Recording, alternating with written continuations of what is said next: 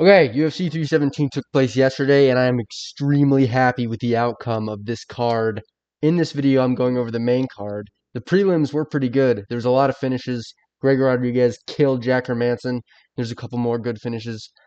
But the main card proved to be very exciting, action-packed. The main event proved to be the best thing ever for an Elite TOPURIA fan as big as myself. And I'm going to be going over the main card, starting with Peyton Talbot versus Felipe Lima. So, I picked Felipe Lima. I thought he was going to be all around better, more well rounded, hang with Peyton Talbot on the feet, and grapple when he needed to since Ronnie did it so easily. But Peyton, to be honest, he improved. He improved on his grappling game dramatically in this fight. He improved. His takedown defense improved a lot. So he wasn't taken down by Felipe Lima in any like crazy way. There was a lot of grappling exchanges, but Peyton Talbot tended to get the better of them. Like most of them, Peyton Talbot succeeded in defending, and even switched Felipe Lima, switched the takedown, got on top, and did his thing in the grappling, which is completely unexpected for me. But I thought, okay, Felipe Lima can't grapple. That's okay. Out of nowhere, that's fine. He will be able to strike with Peyton Talbot on the feet.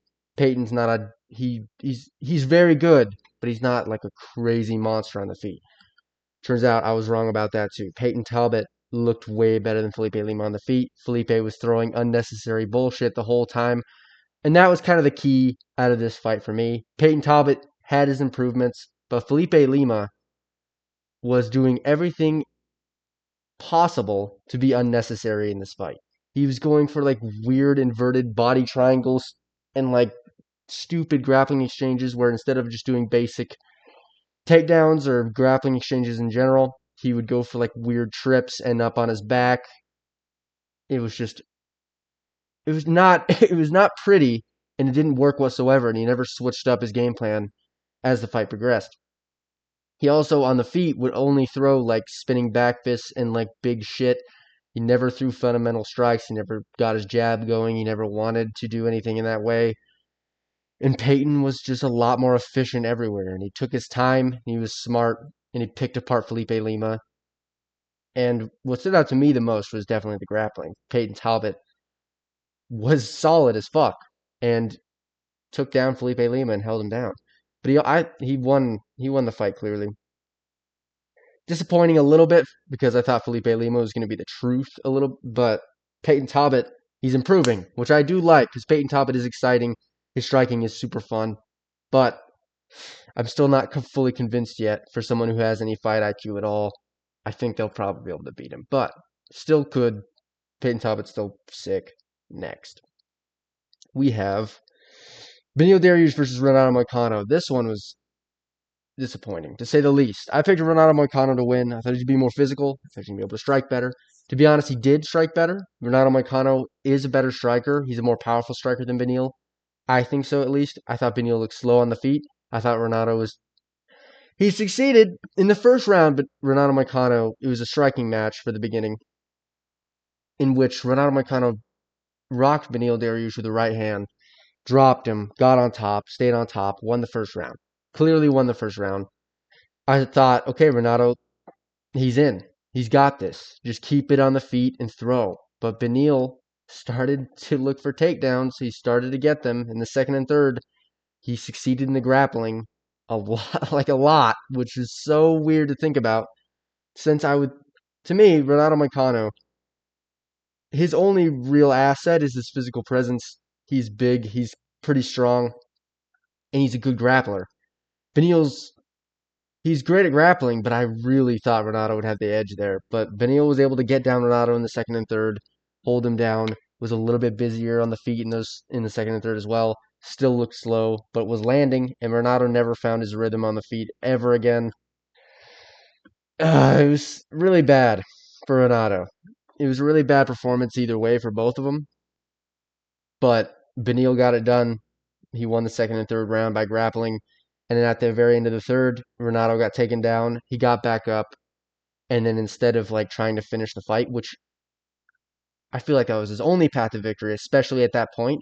It should have been the game plan from the beginning, was just to strike with Beneil. He's more powerful, and Beneil's chin is trash, especially if Renato's rocking you. But he shoots a takedown in the third round against Beneil when he knows he's down the round. Just weird decision making. Beneil gets it done. It's not super exciting. These first two on the main card weren't super exciting, but then shit gets real. But yeah, Renato, not super. It's not awesome. But Beneil Dariush got it done. I do him versus Ruffy, unless Ruffy has a fight being announced soon, which I'm sure he probably does. I want to get Ruffy up the rankings as quick as possible, and Beneil would get slept the fuck out cold instantly. As for Renato, I'm not sure yet, but I'll do a matchups video later. Next, Joshua Van versus Brendan Royval. This was one of the best fights I've ever watched. That's very much recency bias, but it's not entirely false. This fight was so much fun. Striking battle the entire way.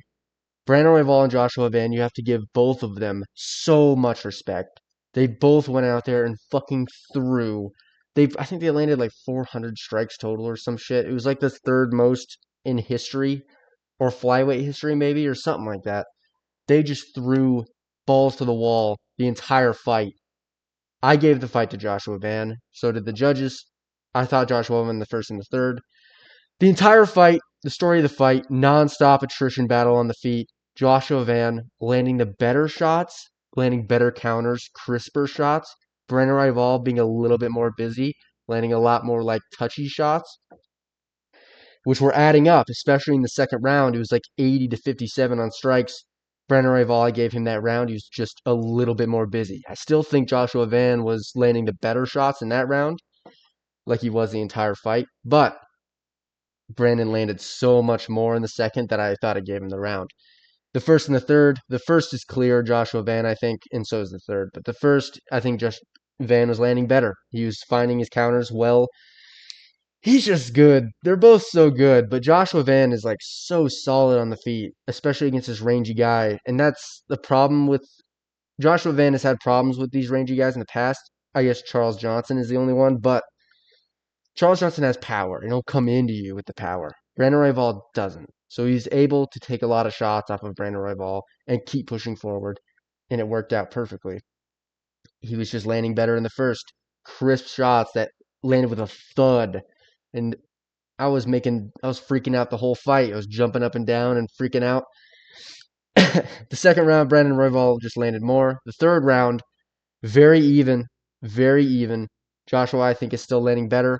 Joshua Van starts adding in like an oblique stomp, which worked very well. He hit a combo, stomp his oblique, and then hit another combo, throwing off Brandon Royval's rhythm a bit. Not by much, though. Brandon was still keeping in there, landing his jab really well. Quick jabs, right hands. He was landing great, throwing a good body kick. But the very end, last 10 seconds in the third round, Joshua Van clips him with a right hand and drops him. Gets on top, goes for ground and pound. Doesn't succeed much in the ground and pound, but at that point, it seals the deal. Joshua Van gets it done by decision. Clear 29-28. A judge gave it 30-27 to Joshua Van. I don't hate that. I don't really hate that, but I do disagree. I thought Brandon Royval won the second round. I'm not going to say that's the worst scorecard I've ever seen in my life. I was more impressed with Joshua Van's like power on the feet than Brandon Royval's. And considering that this was on 2 weeks' notice and he fought the last pay-per-view against Bruno Silva, knocked him out, gets to the rankings at number 12, then fights Brandon Royval, who's number 1. And Brandon Royval has been through some fucking brawls with the top guys. Beats Brandon Moreno clearly. Super close fight with Pantoja. He beats these guys. He's very good. He's number 1 for a reason. He's been there for so long for a reason. And for Joshua Van to do this on such short notice, it's amazing. And both of these guys are fucking so much fun. And flyweight is amazing now. And I'm very excited to see the title fight between Van and Pantoja, since Pantoja won his fight. I still am very worried in the grappling department. We didn't see Joshua Van get tested against high level comp in the grappling whatsoever in this fight because it was all on the feet. and Pantoja will test it. So if I'm Joshua Van, I'm grappling from now till the fight begins. I'm not even going to worry about striking at all. He has the striking down. He just beat the best striker at flyweight on 2 weeks' notice. So Joshua gets it done. Very exciting. I really like Joshua Van. He's one of my favorite fighters now after that. Come on now. But next, Pantoja versus Kai Kara-France. So Kai, I really feel bad for Kai here. The way Kai is he was just cringe. The whole build up, Kai Kara-France was cringe. He was I get it. He's Maori or whatever. He's from New Zealand. He wants to embrace his culture, but goddamn, do it in a less cringe way. He's like mean mugging the whole walkout, like he's a supervillain in the WWE or something. Just he was being cringe the whole build up. His like tongue out, rip his face off thing. I understand it's the culture. It's just not and it just comes off the wrong way when you're 5'4" and you're not a super jack Samoan dude with tattoos on his face. It just comes off a little bit different, especially when Pantoja's in there, completely straight faced, calm as fuck, super confident in his abilities, and his ability to improve is super clear, and he was able to improve. At 35 years old, Pantoja was able to improve. Very impressive from Pantoja. He gets a lot of disrespect from the pound for pound rankings. I think that's going to go away soon. There's a lot of talk behind that now. I think they're going to bump him up come Tuesday. But as for the fight, it was competitive. It was competitive until the finish. Kai Kara-France was doing pretty good on the feet when when he had his chances to. But Pantoja, the story of this was grappling. He is way fucking better than everybody at flyweight at grappling. It's just he's so good at it. Right when the first round starts, he gets his back instantly, gets the body triangle, gets him down instantaneously, holds it for the rest of the round. I'm pretty sure he holds it for the rest of the round. They might have gotten up at a certain point and struck for a little bit. And Pantoja, he's no slack on the feet either. He's keeping up with Kai on the feet. Kai couldn't really get anything going power-wise on the feet whatsoever. And every single time he would try, Pantoja would take him down. And it just kept doing that. That's how the fight went. Every single time he'd get him down, ride out the round would restart, striking match for a little bit, takedown, maybe they'd get up for a second, takedown. Kai has good takedown defense, and he's good at like getting submissions away from him. At least he has been in the past. But Pantoja, he's a different level at this point. He's a different level. He has in the GOAT conversation at flyweight. He's so fucking solid on the ground, and it was proven by the finish as well. Because Pantoja gets his back again through some weird goofy takedown where he just dragged him down using Kai Kara-France's momentum against him, and the kicked out his legs, got back control, and then synced in the rear naked choke. Kai Kara-France desperately tried to get out of it. Very commendable. Couldn't get out of it. Stuck his tongue out and then tapped. Bad image, but very impressive for Pantoja. I do feel really bad for Kai Kara-France, but I more so was laughing in the moment. I was laughing at Kai Kara-France's whole situation. His walkout was cringe to me. The whole buildup was weird. It's just, it doesn't have any aura behind it, to me at least. So yeah, Pantoja gets it done. Knew it was going to happen. Obvious pick to happen. Pantoja's unshinnable. We'll see what Joshua Van can do with that. I don't think Joshua Van's going to chin Pantoja. So he has to learn how to fucking stuff some wicked takedowns and defend a submission if he's going to have any chance to win. But we've seen it happen. Pantoja had a really close fight with Steve Erceg, which I thought Steve Erceg won. So it's doable. And Joshua Van's way more imposing on the feet than Steve Erceg. But Joshua Van's also really small. So we'll see what happens with that. I'm very excited for that. Flyweight's interesting again. Thanks to Joshua Van. Next. And Pantoja's really good too. Ilia Topuria versus Charles Oliveira. The main event. My favorite thing this entire year. Ilia Topuria is my favorite fighter. I picked him to win, obviously, by knockout in the first round. And it came to fruition. Ilia Topuria's confidence and his ability to manifest what he needs, like, he manifests the future perfectly. It's very impressive, and it speaks to his mindset And to be honest, it's the perfect mindset to have for these caliber of fights. You need to be this confident. And if you are, it kind of just works out. At least track record wise with a lot of fighters that are this confident and delusional. Besides Jamal Hill. Besides Jamal Hill, it seems to work out with that mindset. This was an incredible finish. I feel really bad for Charles Oliveira and his fan base. There's a lot of people that were very sad about this. I was the only one in my friend group that was like freaking out how happy I was because I'm a big Ilya Topuria fan.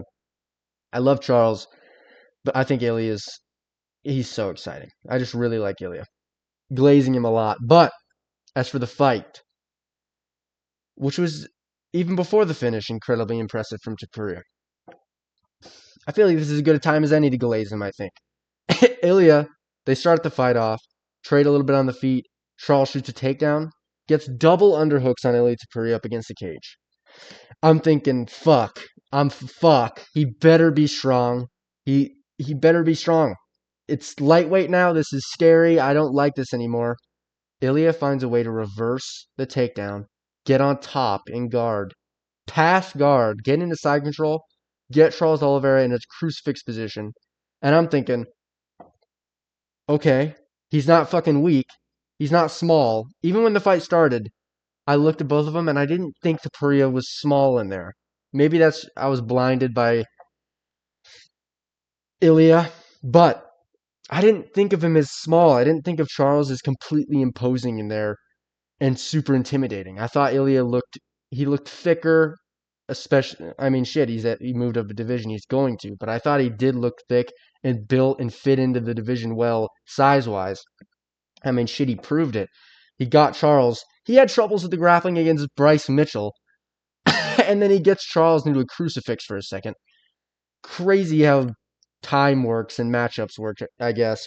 And then Charles Oliveira is able to get out of crucifix, goes for the leg, tries to latch up a heel hook, tries to latch up a calf slicer, couldn't get it. Ilya Topuria bucks out. Super scary. If that would have been the end of this fight, I would have been so pissed. Ilya gets out. They stand back up. A little bit of a breather. That was a very fast couple first seconds of the round. Charles Oliveira gets up. They start striking again. Oliveira goes for some uppercuts and stuff. Ilya Topuria starts landing his jab. He's doing it well. He starts going to the body with his jab. He's finding the distance well. Charles Oliveira blitzes in, tries to get the clinch, pushes Topuria into the cage, and Topuria like stumbles back. And I'm like, ooh, that wasn't awesome. I don't love that for the. Maybe Oliveira does have some intimidation in his presence in general, but 2 seconds after that, Ilya Topuria hits Oliveira with a jab, finds a distance. Charles Oliveira comes into hook range with his hand completely down. He like punched his neck. He went to like I don't even know what Oliveira tried to do. Maybe going for the clinch in a weird way, but he stepped in, threw a right hand at Ilya's like titty, and then Ilya caught him with a right hook, left hook. The left hook barely landed. It landed on his like shoulder and came up. He pretty much one punch knocked out Charles Oliveira, completely out cold, flat line on his back, dead on the canvas. Lands a couple hammer fists. Ref stops it. Incredible finish from Ilya Topuria. Flatline Charles Oliveira. People don't do that. People don't flatline Oliveira. People haven't done that for years. That it's been a thing, but never like that, and never against. Charles Oliveira has been through these power punchers. He's been through the Gaethjes, Poiriers. He's been through these guys who hit hard as fuck at lightweight. He's never been slept like that. Ilya put him out cold with one shot. Incredible. And when the buildup was happening, when like the co-main event was happening between Pantoja and Kai France, they were showing Ilya Topuria and Charles Oliveira's like cams, like what they were doing backstage to get like prepared and stuff. And Topuria was like getting his hand wrapped and like just locked in, looking at his arm, looking at his hand, like thinking about the moment. And then Charles Oliveira is like laying on his face, like getting like stretched out or something, or I don't even know what they were doing, but it just like in the moment, I was cracking jokes about how he's practicing getting slept on the canvas and stuff. It was just good foreshadowing. And it happened to be that way. it happened to go that way. Ilia Topuria manifested it perfectly. First round knockout for Charles Oliveira. After the fact, Ilia calls out Arman Tsarukyan. Joe Rogan hears Paddy Pimblett somehow. Paddy Pimblett gets into the octagon. They have the face off. Ilia says a Conor quote, shoves him. I understand the Conor McGregor imitation thing. Why is he imitating Conor? That's stupid. And sometimes it does like get a little bit close, like a little bit too much with the direct quotes and stuff. But it's at a certain point, Conor McGregor is the biggest star in the sport by a fucking mile. Imitating him is not a bad strategy to become a rich, successful fighter. You have to agree with that. If you imitate him at all, and it's not like he's imitating him and then being Marab out there. He's not saying all this shit and then fucking grapple fucking or being boring and getting decisions. He's doing everything he's like saying the Conor mannerisms and getting hype for the fight, and then he's going in there and flatlining people. Conor was my favorite fighter when he was in the UFC. I don't see any reason for Ilya not to be. So that's pretty much this card. Topuria does it, and it's extremely impressive, and I can't wait to see what he does next. There's a lot in the air in terms for lightweight, especially. I'm gonna make a video about that. But even at what Islam's doing, bring Islam back down. I want to see that fight more than ever now. I think Ilia Topuria sleeps Islam after that fight, and I thought that beforehand, but now there's no doubt in my mind that I would bet money on Ilia Topuria to sleep Islam at 155. 170 is a different story, but for the first triple champ in the world, I'm willing to see that. And come on, what the UFC's into making gimmick bullshit anyway. They're about to give Yair Rodriguez a title fight against Volkanovski. At this point, who gives a fuck? Send Ilya to welterweight. That's real star power. That's fucking history. That's the biggest fight ever in UFC history. If Islam can pull it off against Madalena, which I don't think he can. So there's a lot in the air. I'm predicting Ilia Topuria to be out for a really long time. I don't really know what to do with Charles next. Maybe you do a Dan Hooker. Maybe you do. Uh, no, I don't know yet. But I'll think about that for a matchups video. I feel bad for Charles. I do really like Charles. But Ilya is the guy. He's unstoppable. He's pound for pound number one in my opinion at this point. It's hard between him and Islam. I'm not going to glaze that hard. I still think Islam could be up there. But as for multiple defenses in multiple divisions, I mean, come on, bro. Ilia Topuria has his second belt up a division. He has the best 3-fight win streak of any fighter ever. He knocked out Volk, knocked out Max, knocked out Islam. Even if someone has a better three-peat, they didn't finish all of them in spectacular fashion. Topuria is the guy. Especially with Pereira on a loss, Ilia Topuria is the face of the UFC. So, that is about it. Let me know what you think about my opinions. I will see you soon.